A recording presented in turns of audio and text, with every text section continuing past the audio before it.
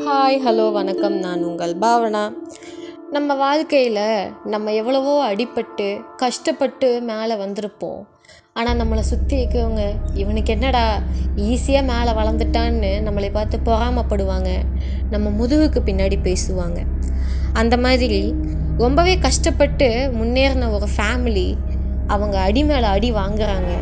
எதனால் வாங்குறாங்கங்க பற்றின ஒரு ஸ்டோரி தான் இன்றைக்கி நம்ம ஷோவில் பார்க்க போகிறோம். வெல்கம் டு த ஷோ திகில் தித்திப்பு.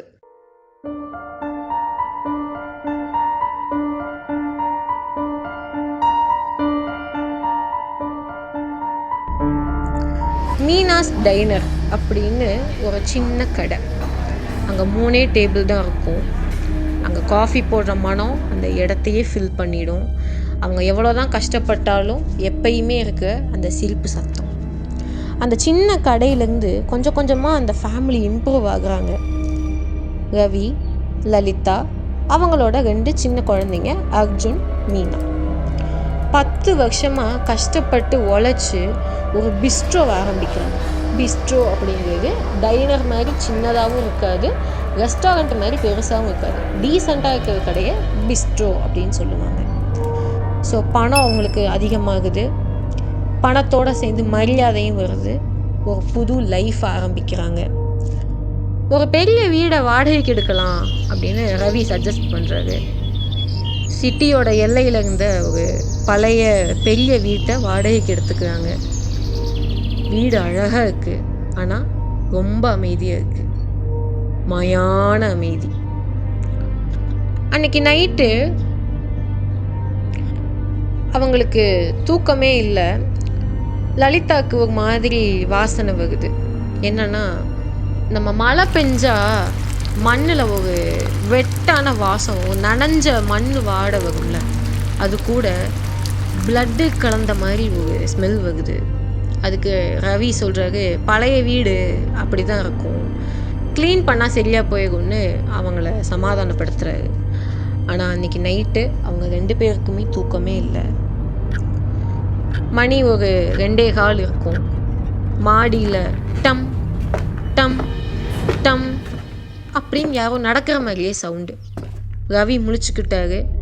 மாடிக்கு போய் பார்க்குறாரு, பட் அங்கே யாருமே இல்லை.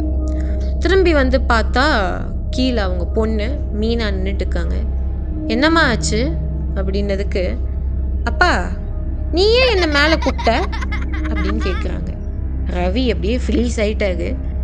நான் உன்னை கூப்பிடலையேம்மா அப்படிங்கும்போது, உங்கள் வாய்ஸ் தான் எனக்கு கேட்டுச்சு, மேலே வா மேலே வான்னு. அன்னைக்கு ராத்திரி சரி வா கீழே போகலாம் அப்படின்னு கூட்டிகிட்டு போய் பொண்ணை படுக்க வைக்கிறாரு.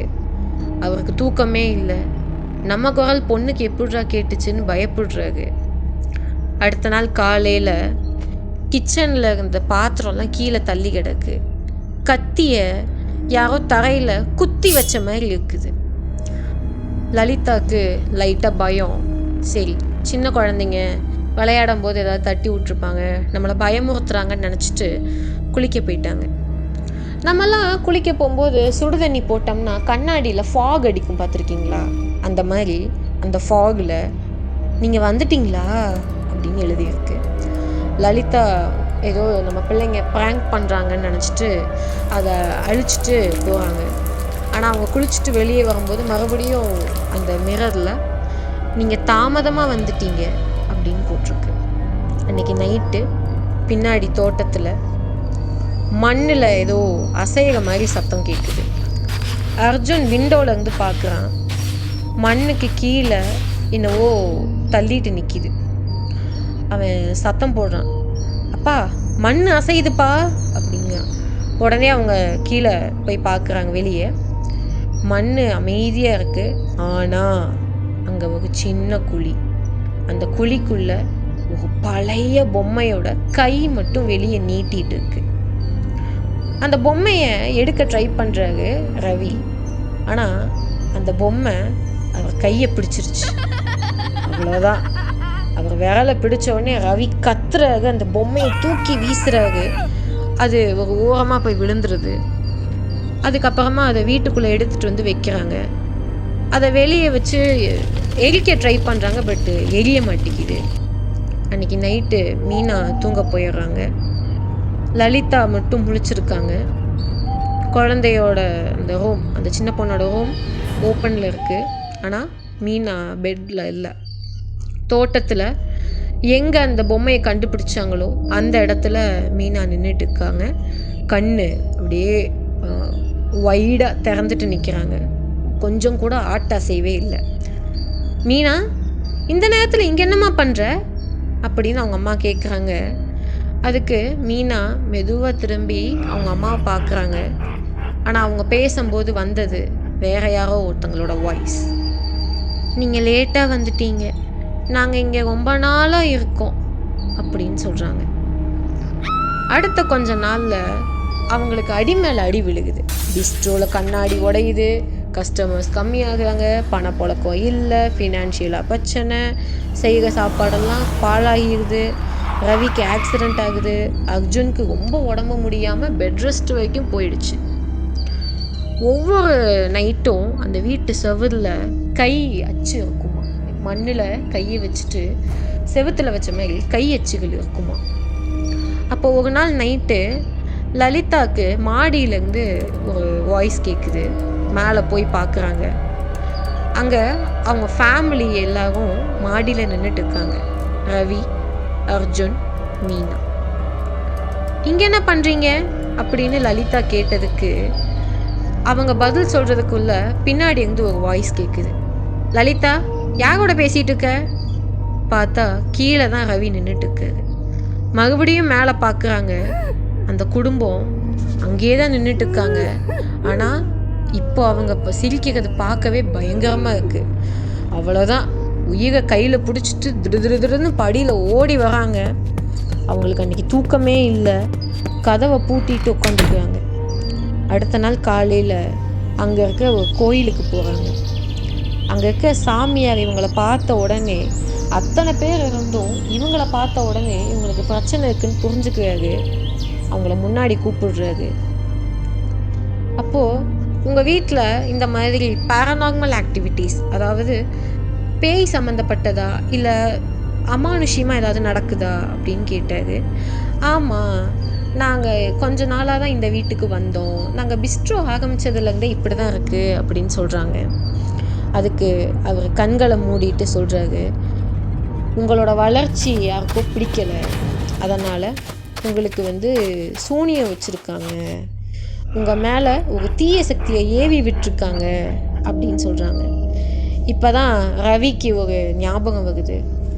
முதல்ல இந்த வீட்டுக்கு வந்தப்போ ரிலேட்டிவ்ஸ் அப்படின்னு சொல்லிட்டு சில பேர் இவர் வளர்ச்சியை பிடிக்காமல் ஒரு காலத்தில் இவரை மட்டம் தட்டினவங்க இப்படி வளர்ந்துட்டானேங்கிற பொறாமையில் அவங்க வீட்டில் ஏதோ ஒரு சபிக்கப்பட்ட பொருளை வச்சுட்டு போயிட்டாங்க.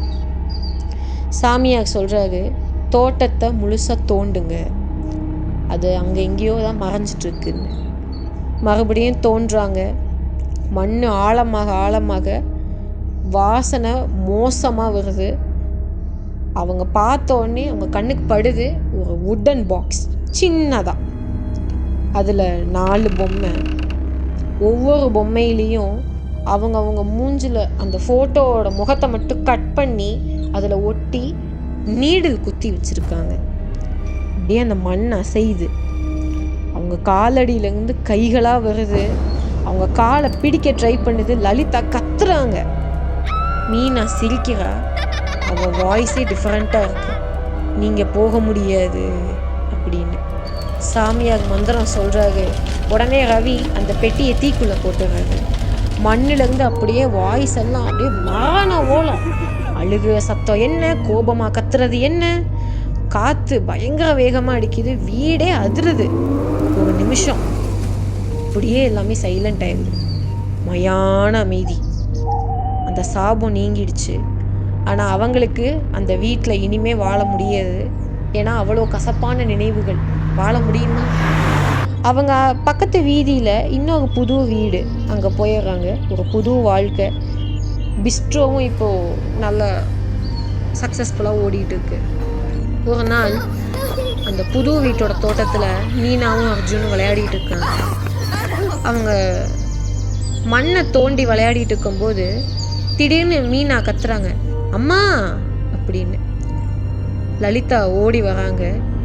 மண்ணில் இருந்து ஒரு சின்ன பொம்மையோட கை மட்டும் வெளியே நீட்டிட்டு இருக்கு. மறுபடியும் அது மண்ணுக்குள்ளே போயிடுச்சு, யாரோ உள்ளேருந்து இழுத்த மாதிரி. மீனா மெதுவாக சொல்கிறாங்க, அம்மா அவங்க இன்னும் நம்மளை விட்டு போகலை, நம்ம கூடயே வந்துருச்சு அப்படின்னு சொல்கிறாங்க. லலிதா அப்படியே ஃப்ரீஸ் ஆகுறாங்க.